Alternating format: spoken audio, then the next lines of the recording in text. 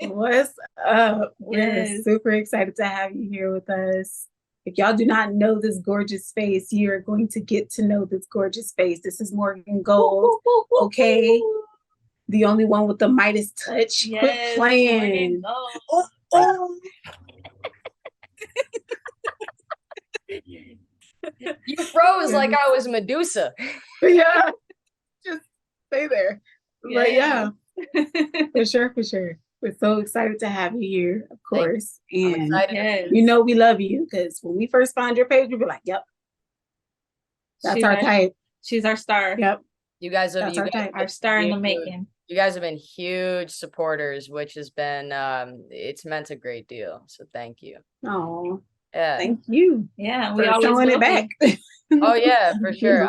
I'm like the greatest gift that this career has given me, honestly, is just like so many people to believe in around me, you guys included. Like, you know, I try to surround myself right now with entrepreneurs and brands that are just, killing it and making the dream happen and, setting the stage for what the world will evolve into.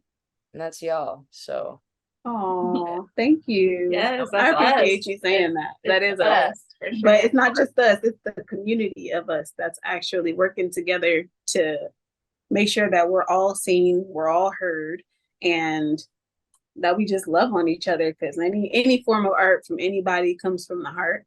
And we just want to feed into that. So I agree. Especially when that art comes from badass women.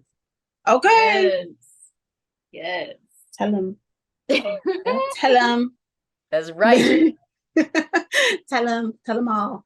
If anybody doesn't know, you're in Chicago, right? Yes. Yes. Yes. Yeah. And that's my place. I love my place. Amanda's from Chicago. Yeah, we're gonna come visit. Yeah, we are. No, just playing. Yeah, I'm coming back. Yeah, I'll definitely once come we back. get bulletproof vests and our Humvee is bulletproof glass. Look. I keep telling people like it's like that, but at the same time, it's not. I'm scared. There's two sides to everything. Well, I mean, like the thing is every city, every area, but especially every major city has its safe havens and places of criminal activity. It's just it's a widespread thing. And I think I don't know, I think newscasters just really love specifically giving Chicago that reputation. You know what I mean? I think just because it works. I mean, don't get me wrong. Like, I've lived here for 6 years, and I mean, like, there's criminals, there's stupid people, but there's also creatives and incredible, just kind-hearted people, and chefs and business folks and curators and musicians. Like this city is really great when we allow ourselves to thrive. Mm-hmm. You know what I mean? But there's also some areas that you should probably stay with. But like, I mean, again, that's everywhere. That's right. Absolutely. Right. We definitely want to come visit you and your area. Yeah. Well, yeah, you most definitely will. Just that area. We'll do a shot. We'll do a shot of Malort. There we go. Okay. Have you ever had Malort, Maddie? No, but we're gonna. Yeah, we'll do it. We're gonna do it. Why not? What is it again? Are you guys? I don't even know what that is, but I still want to do it. What is it? Oh, okay. So, I'll just preface it with every time I suggest to somebody that's from Chicago, hey, let's do a shot of Malort, they take it as a threat.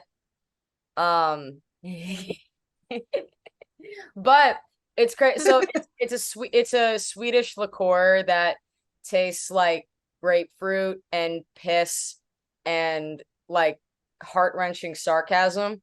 But what's crazy is like it has a widespread reputation of being nasty.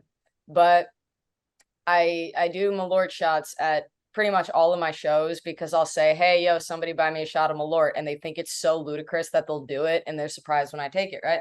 But my last show, and this is where maybe I'll make you guys feel better about it, I took a shot of Malort. It was gross, but like it's a good buzz. And then I took a shot of Jack Daniels after. And Jack Daniels makes Malort taste like the most refreshing mimosa you've ever had. So it's not that bad. It's not Jack Daniels bad. Oh, okay. Well, I might try Jack it. Daniels is bad. We're doing it. Okay, well, we'll definitely. It's already made up.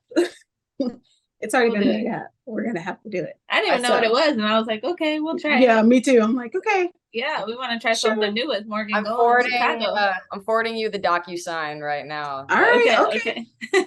I'm gonna sign. Yeah. So jumping straight into it, I'm curious to know how you found your way to music, or really how music found its way to you, and how do you think the music that your family listened to influenced how you do yours? So, the passion for music really found its way to me around the age of 9 and 10. It was a combination of influences. Like, the names that really sparked my interest in music are like, anywhere from the Beatles to Lauryn Hill to Elvis to Ray Charles to Stevie Wonder. Like, basically anybody that you really look at as like an undeniable icon. Michael Jackson. I looked at the folks who were doing it that really defined the time that they were in. I thought that was really cool because I've always been a lover of music growing up, but it was around that age when I was like, wow, you can actually create moments that define history with music. You can do that by writing memorable songs. And so like that's when I really started songwriting. I got a guitar, I got a notebook and a pencil, and I probably filled 3 of those bitches. And that's where the love of it came from. And it stayed with me through all my life. Like, I wanted to entertain, like, since I could remember.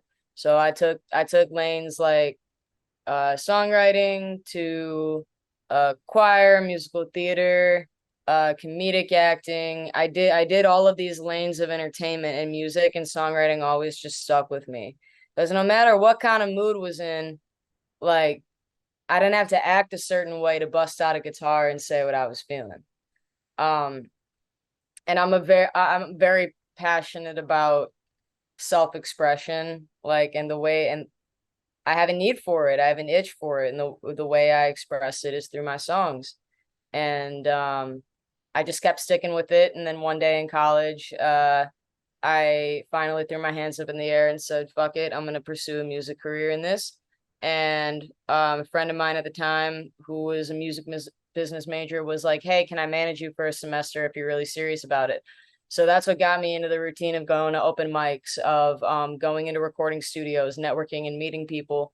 And that defined like a lot of my college experience. And I went to school at Columbia. So like, I was in the city at the time already networking with the world around me. And so it was a really easy transition, and not even a transition. It was seamless. Like, I graduated and I just did it, and I haven't stopped. Okay. I know that's right, Bob. Okay. Yeah. We see you. Don't play with us. We see you, girl. Don't play. Yeah. No, I already know. I already know, because when I remember the first time like I heard one of your songs. I have it, I can't remember it off the top of my head, but I know it's like on the top of one of my favorite lists to listen to. And you just released it not that long ago. But I played it over and over and over. And I'm like, this fucking vibe, this girl is something different.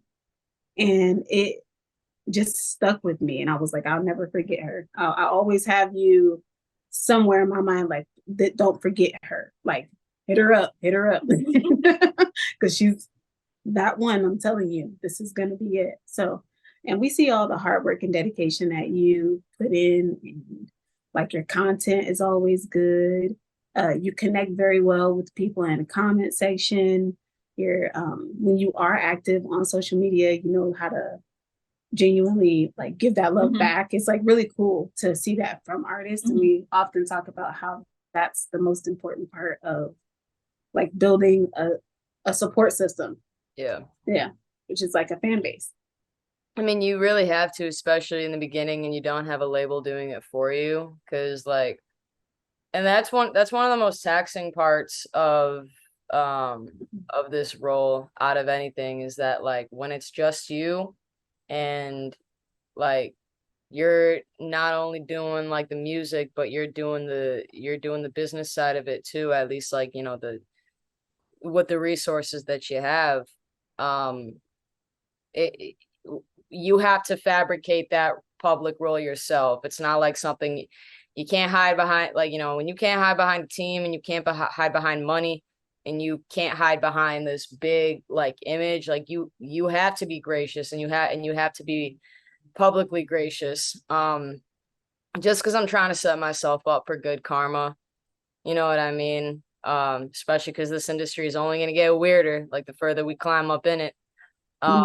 So having, and the thing is like, I mean, I know that I got fans out there, but luckily, like my most supportive fans too are like people like you guys, like brands and artists that are making it happen for yourselves. And that feels really good, because it really gives me a sense of teamwork. We're all encouraging each other. We're all streaming each other's music. We're all you know, we're all paying for each other's services, like we're paying each other's rent.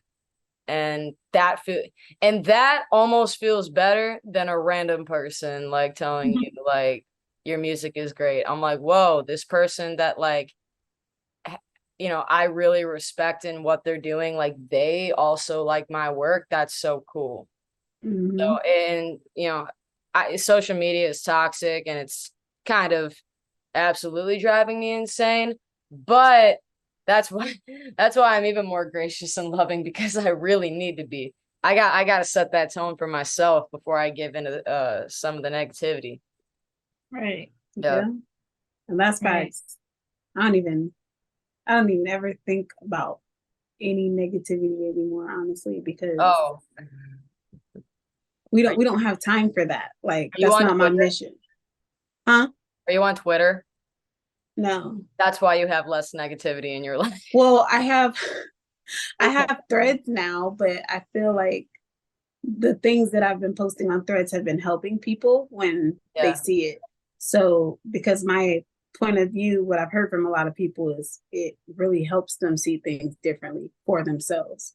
I do have this innate ability to see all sides of everything and be able to kind of combine it so people can understand better what an issue is, or, you know, like a sound or anything really. That's my gift. But yeah. That's an important gift to have too, because the further we dive into the digital world, I think that a lot of things get misconstrued all the time. I think the way that we portray ourselves can sometimes kind of morph us into something we're not. And so to have as much real and genuine energy as possible, especially on a new app like Threads, is so important. I was literally complaining about Threads to my partner the other day, just because I don't know, I was either too many memes or too many bullies. And I was like, it's new. I'm going to give it a second. But like social media attracts me, but it freaks me out because of just the amount of various behavior on there, especially on Twitter. It's so bad because people are opinionated on Twitter more than any app combined. It's like that them and YouTube are like neck and neck. And it's something that we got to get used to, because like we're playing in an opinion-based game. Like even the services you offer, like there's opinions on both sides as to what's going to conjure up the best work. So I really like though that you're putting like helpful and positive energy out onto social media, because we need more of it. Well, yeah, well, I don't give a fuck about what anybody says that's negative, honestly. It means nothing to me. It brings no value to my life. Yeah. And that's the way that we move with it, because at the end of the day, nobody that's talking shit is paying me money. Nobody that's talking shit is paying me for my services. But they are supporting me by raising up those views so they can continue to watch if they want to. But that has nothing to do with me. That sounds like a personal fucking problem. So yeah, and they're wasting their time because we can block them real quick and unfollow real quick. So we don't even follow any negativity. Even if it's somebody we love, we just mute them. Yep. That's a good way to put that ass in general. Yeah, a lot of y'all don't even know we've been muted years ago. Years ago. You posting nonsense. I love the fact that you said that shit talkers are no value to me, because literally they're not paying me money. No. You're literally not valuable. Right. I think we've all tried to back off of social media a little bit lately.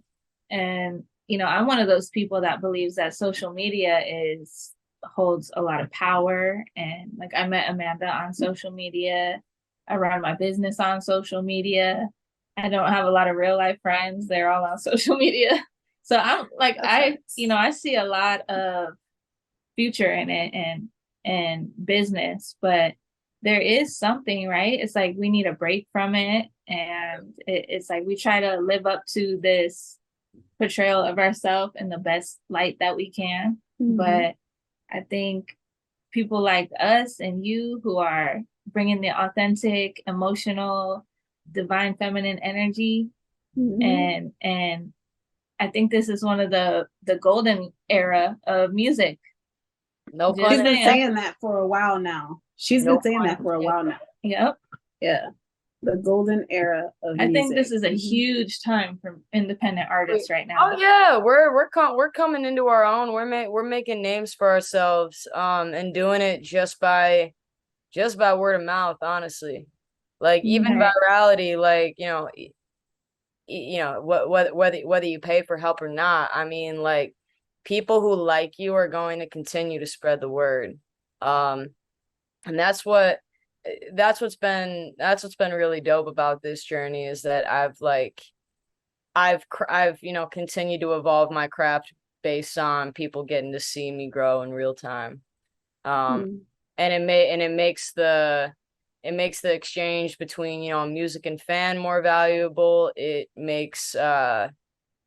just makes the music a little bit more authentic and genuine. It's been dope. Yeah. In short, it's been dope. It's been hella dope. Because, man, I'm telling you, music, we know music is medicine.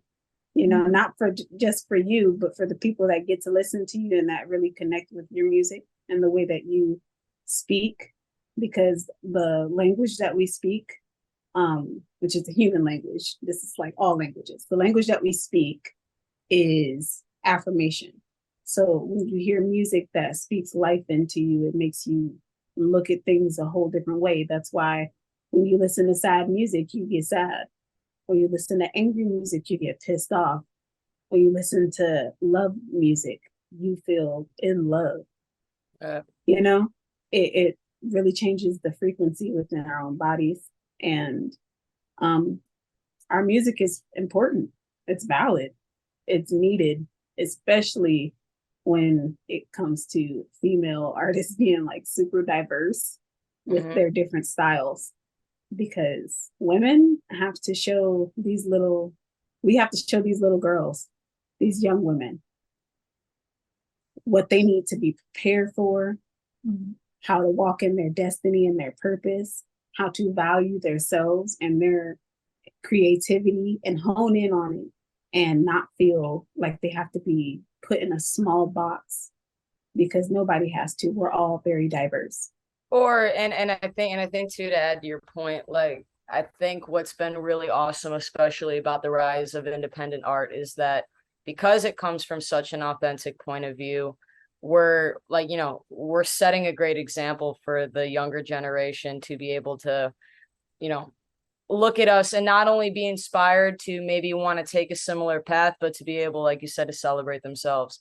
I think that's so huge and so important, just so like you know, just so, because I haven't really thought about it, because like, you know, I'm in my mid-20s, so in a way I still feel like a kid.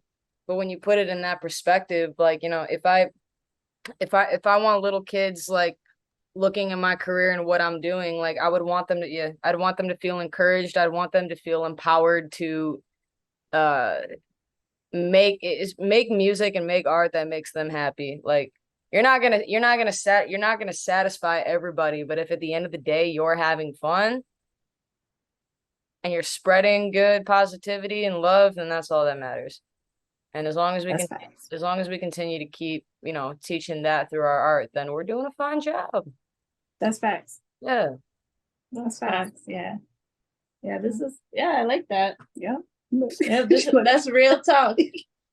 Yeah. Facts. Okay, just Real talk. throw it out there. Okay. Fact. You heard it from Morgan Gold on the Mixtape Queens Podcast. Yes. Yeah. Quit playing. But yeah, so I love how your container is also a golden look. It's more orange, but yeah, It's kind of golden It's when the sun is goldenish. hitting it. Yeah. when you hold it, yeah, when you hold it in the sunlight. Yeah.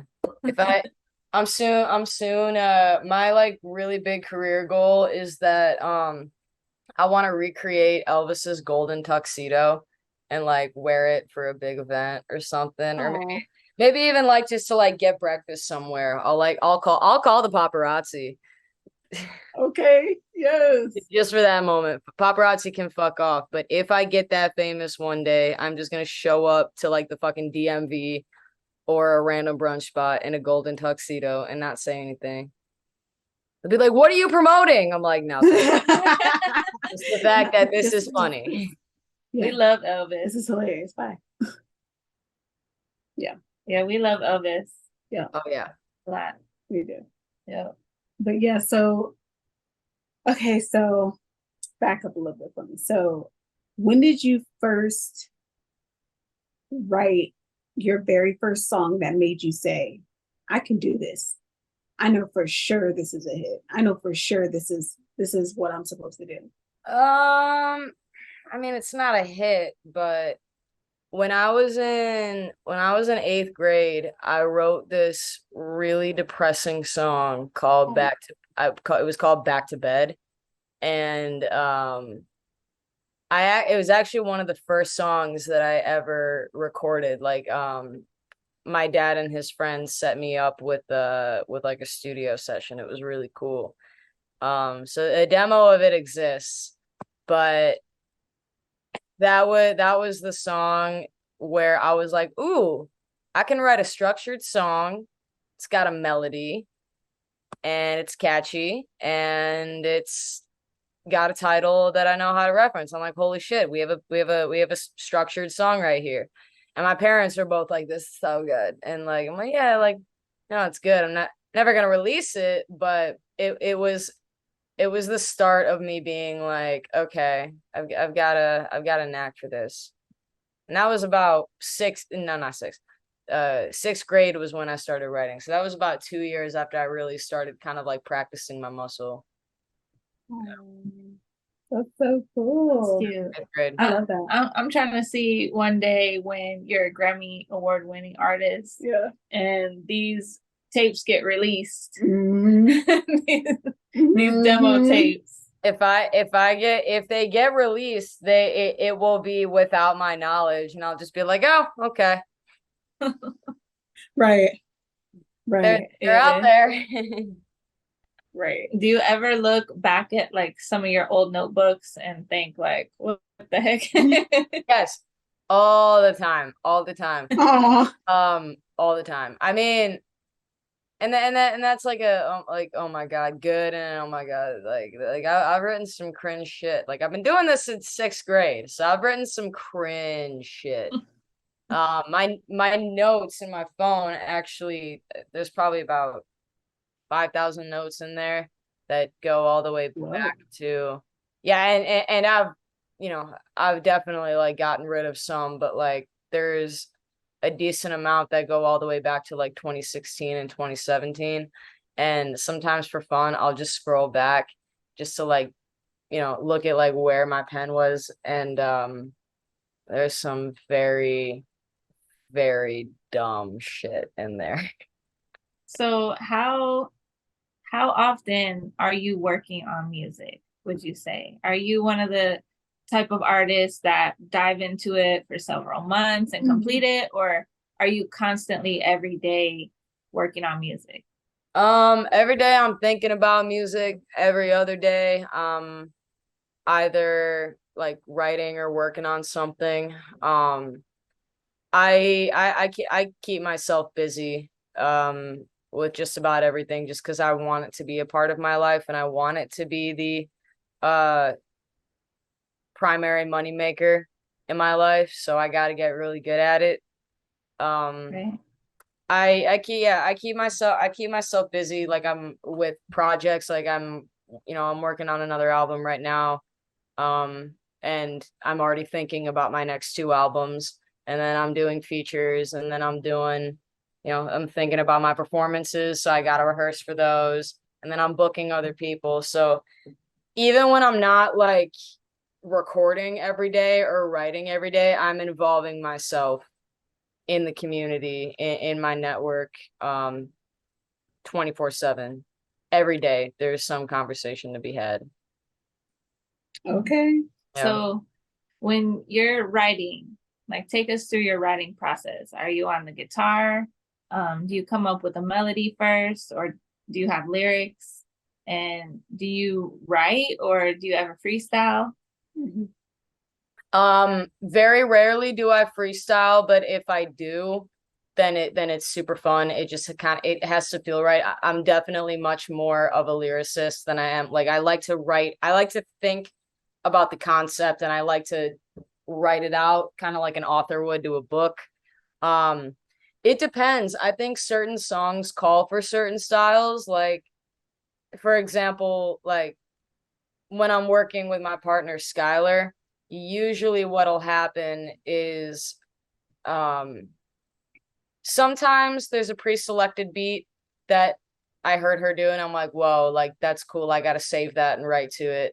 Sometimes, actually more often than not, I'll be in the room while the outline of the production is there, and I'll like kind of start to flesh out the structure of the melody and the lyrics. Usually the melody and the lyrics come at the same time. It's been a really long time since I've written a song and only had lyrics but never applied them, because I have perfect pitch. So I can write and hear the notes in my head.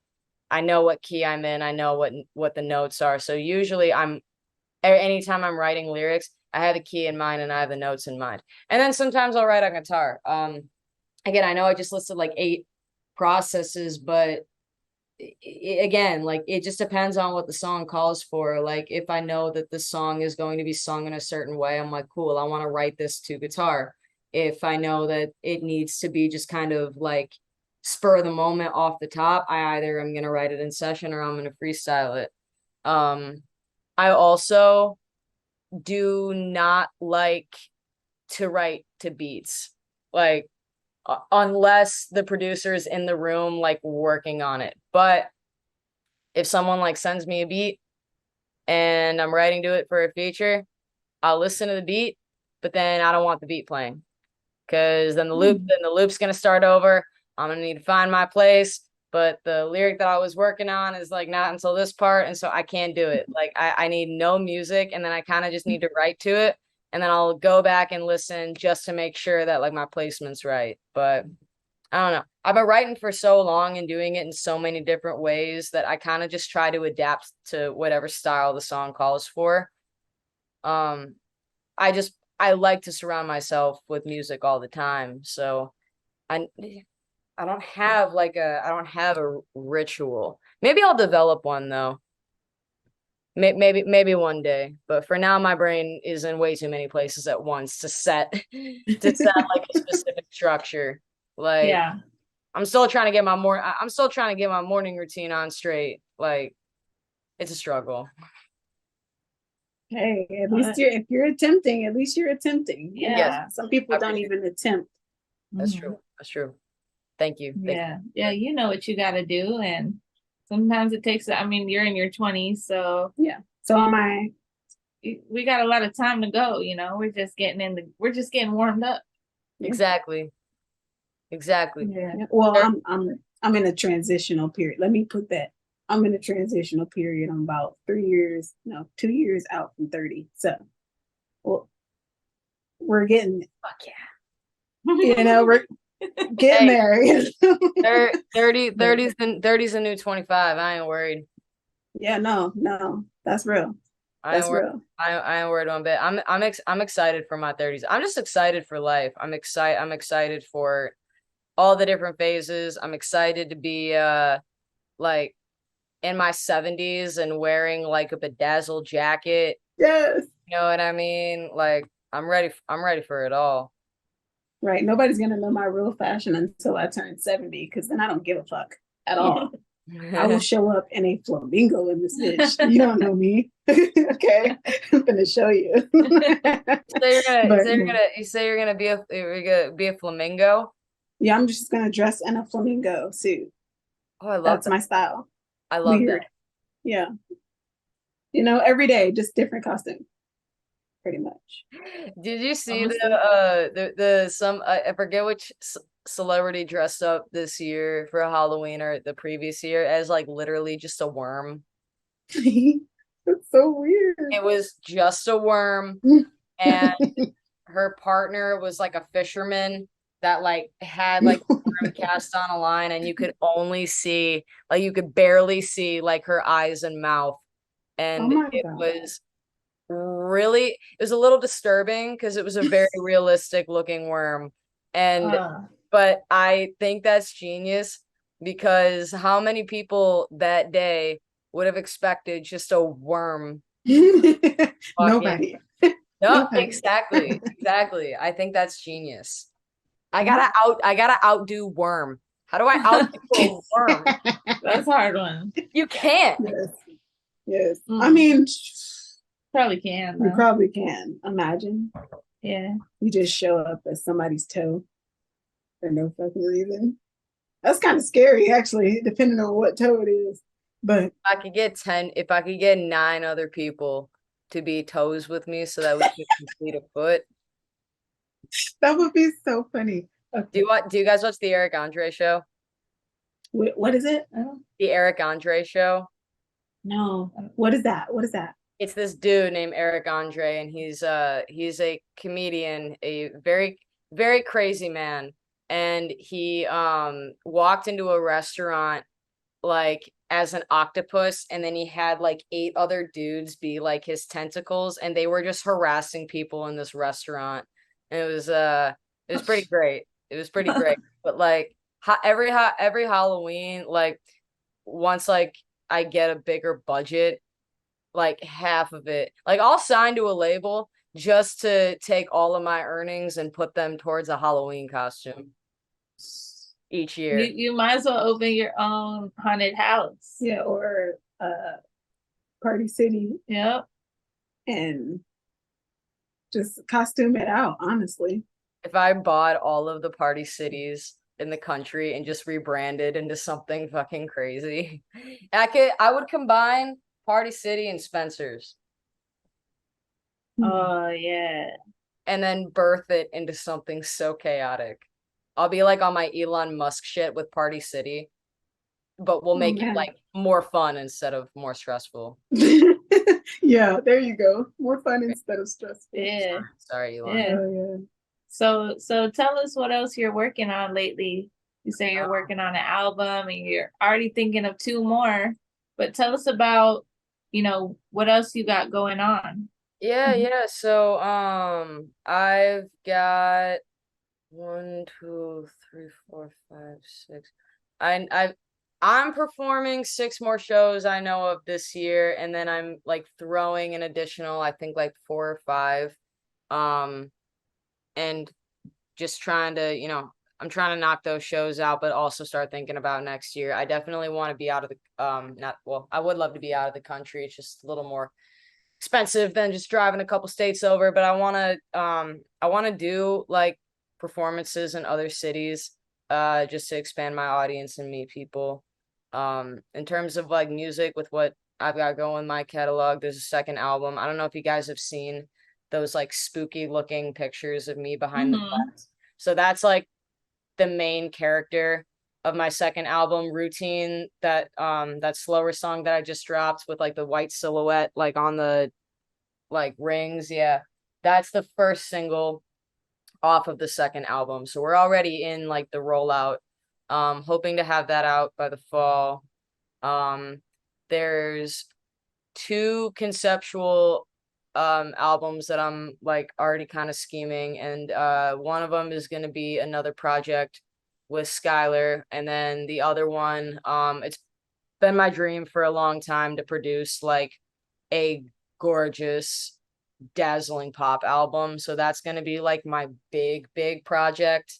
And then just a lot of collabs. Like I don't even know how many features I've done this summer, but they're all like I think they're all gonna kind of like start coming out in the fall. A few collab projects, with like me and other producers, and yeah, and then I'm headlining 2 shows in the fall. Woo! Yeah. Wow. Yeah. Yes. Busy. Big boss energy. Okay. Yes. Okay. I'm still caught up on sleep. I don't know how. Yeah, because you're putting in that work. Mm-hmm. Yeah. And like you said, routine, baby. The more you do it, the better you get at it. Yeah, that's right. You do what you got to do, especially when you're dreaming so big, and the world tells you that the dream is just too big. But you know you got it.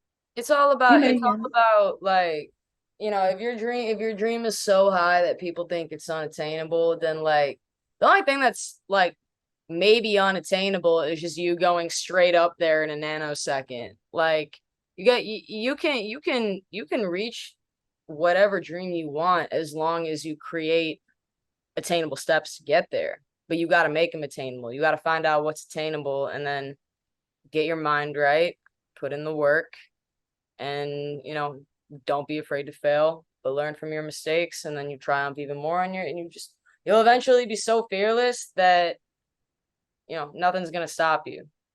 And that's the mindset you gotta have. You have to have that part. Yep. Yeah, that part. I love to see it. Yeah, I'm happy to see you in the spirit of creating and thriving, and you are so sweet and gracious. You've always been good to us. We love you unconditionally. We'll always support you. And we want to let everybody know to go see Morgan Gold. Go listen, stream her music, listen to it, watch her videos. And like YouTube. she said, go see. Like pull up to Chicago and go see her perform. Yes. Yeah, please. Yes. Show up and show out. Up and support. Come while the tickets are like not more than $20. See? Yeah. Yesterday's price. Okay. Today's price. Correct. Correct. I love that phrase. Oh my God. And we'll have all your links in the description. We'll have your website, everything, so people can follow you on Instagram, Apple Music, Spotify, and anywhere else that you're on. Pretty much. Anywhere you can find me, stream me. Period. Yes. Thank you guys so much for having me. I really appreciate it. Oh, we appreciate you taking some time out to actually sit with us and have this interview. It really means a lot that you used our platform. It's an honor. Yeah. Thank you. No problem. And then let me know if you guys need anything from me in terms of like promo tools, in terms of pictures. Like, I'll contribute what I can, help you guys out. Okay, bet. Yeah. Hey, all right. Well, have a great rest of your week. You too, guys. Lots of love. So love you. Rise like a phoenix into a realm of the unknown.